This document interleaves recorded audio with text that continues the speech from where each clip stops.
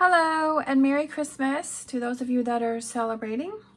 If you are not, I hope you have an amazing day. I'm going to do the Capricorn Oracle message.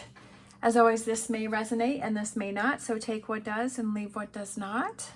I have my Wisdom of the Oracle cards here. I also wanted to say thank you to everyone for all of your positive, kind messages. I really appreciate those. They really make me smile and make my day. All right, so we have the current situation, which is to the sea, and that's being crossed by soulmates. What do you need to focus on? We have not for you. What are you leaving behind? Clean it up. What are your strengths? Flexible. Near future, we have number 44, thinker.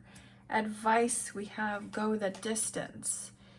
The environments, we have loyal heart. Hopes and fears, we have between worlds, and number 33, chaos and conflict for potential outcome. And then we have imagine for overall energy. All right, so I kind of feel like there's a shift or a change that's going on here, and to not give up in mid-progress, because the advice here is go the distance. So to not give up before things happen. And so we have the current situation. So I feel like we have to the sea, and to me it always, for some reason, this card represents, because she's kind of in her boat by herself and her head is down and her wings are down, and I feel like that represents crying, or it represents sadness, or it represents a sense of release, and letting things go. And what is being crossed by is soulmates, and I feel like there may be a relationship that you feel sad about, or one that has disappointed you, or you've lost that connection with someone. It could be a recent breakup, or it could just be distance that is being created between you and this person, and it's making you feel sad, which is totally understandable. And you feel at this loss, this sense of loss and this sadness. What do you need to focus on is, I feel like the not for you represents, it could be, was it a relationship that was healthy? Was it a relationship that was positive? Or was it a relationship that was kind of up and down? And I'm kind of getting the feeling that it was a relationship that when it's good, it's really good, but when it's bad, it's really bad. And I feel like it may be a relationship where there's a lot of ups and downs and ups and downs and ups and downs. And that when we are removed from that, we have the tendency to romanticize a relationship and just focus on all of the good things. And then we forget all of the heartbreak or the turmoil or the turbulence that we went through. And then when we get back together with that person, we're like, oh yeah, this is what didn't make me happy. This is why it would make me upset. So I kind of feel like that's kind of what's going on, is it's a relationship that has a lot of ups and downs, and right now I feel like you may be in one of those phases where you're, feeling sad about it, and maybe you're starting to romanticize about it because you were thinking that, oh, like maybe that was a strong connection for me. And when you're in a toxic relationship, you can definitely have those feelings. I've definitely had that happen to me before, where I've been in relationships that were incredibly toxic, but when you're in it, you're like, oh no, this is the person that I want to be with. And then when you step away and you've ended that, you're like, wow, I had no idea how crazy that was.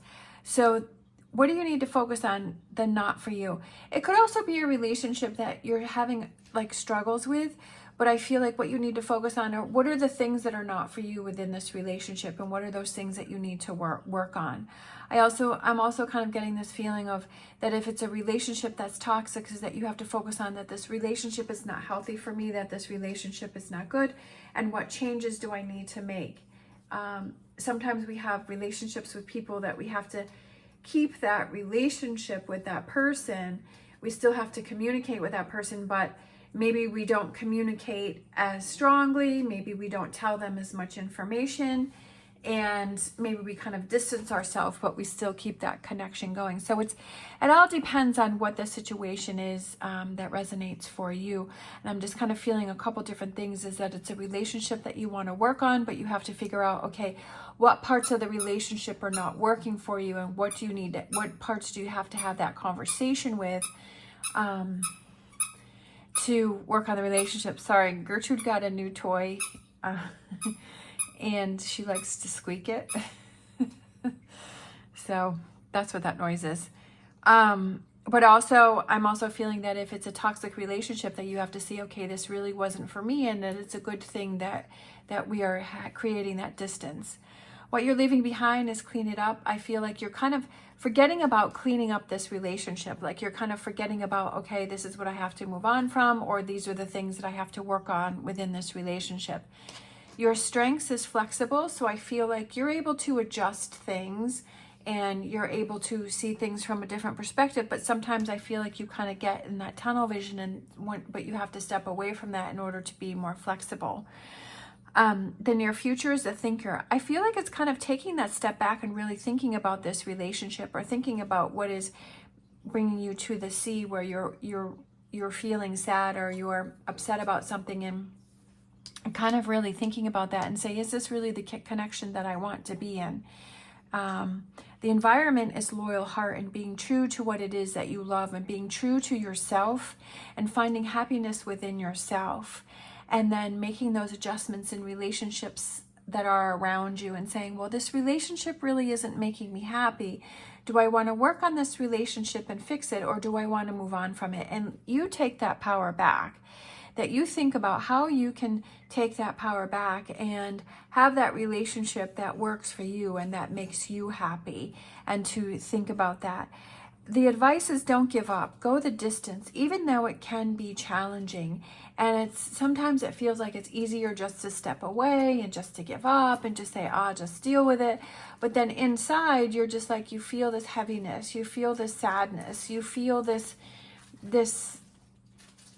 heaviness, that it's like, well, you keep putting yourself back into that, but thinking about how can you change that, and having that loyal heart to yourself, because that's what the environment is being loyal to yourself first, right? Being loyal to yourself and saying, I'm going to look out for myself. I'm not going to put myself in situations that make me upset or make me sad or make me feel lonely, that I'm going to work on those situations. Hopes and fears, you're in between worlds. I feel like you're kind of stuck in this in between. Do I keep things the way that they are, or do I move on? And really, it's this thinker, is that you have to make those choices and decision as what's going to be best for you, and then take those actions. Potential outcome, we have chaos and conflict. So I kind of feel like things are being stirred up, but I feel like it's for a good reason, because it's something that wasn't working for you. And that's why this chaos and this conflict is being stirred up, so that things can come to the surface and you can work on those things, right? And not just shutting the door on them. And the overall energy, we have imagine. Imagine the possibilities. Imagine what your life feels or looks like when you make these choices and decisions and you're having that loyal heart to yourself. Imagine that and then make that happen, because it's up to you. It's not up to anyone else except for yourself. Is that you create the world that you want to live in and be in. All right, we're going to grab an animal oracle. Oh, I love this one. It's my favorite one. Owl spirit. You see clearly now. I love it. That's perfect. You see clearly, especially with this thinker card here. You're like, you know what? It makes sense to me, right? It makes sense to me that I have to have a loyal heart to myself and make those choices and decisions and have those relationships that are best for me. And that, do I want to work on relationships, or do I want to walk away from relationships? All right, let's grab a Star Dragons. We have challenge, standing up for your rights. Again, I feel like it's what makes sense to you and what works for you, and having that loyal heart to yourself. All right, we're going to grab a angel answers. So those two. So we have let go and we have remain positive.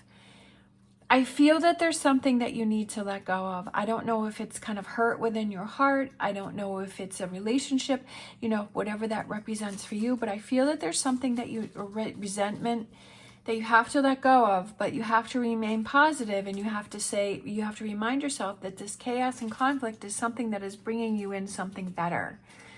That what was not working. I'm kind of feeling like that Tower card, you know, and it's like changes need to happen and changes need to be made, and going through that transition can feel awkward, but it's okay because you're heading towards something better, and you see clearly now as to what is important for you.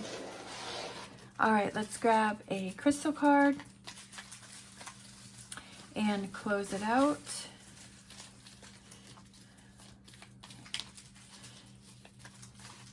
All right, I'm kind of feeling like that one popped out.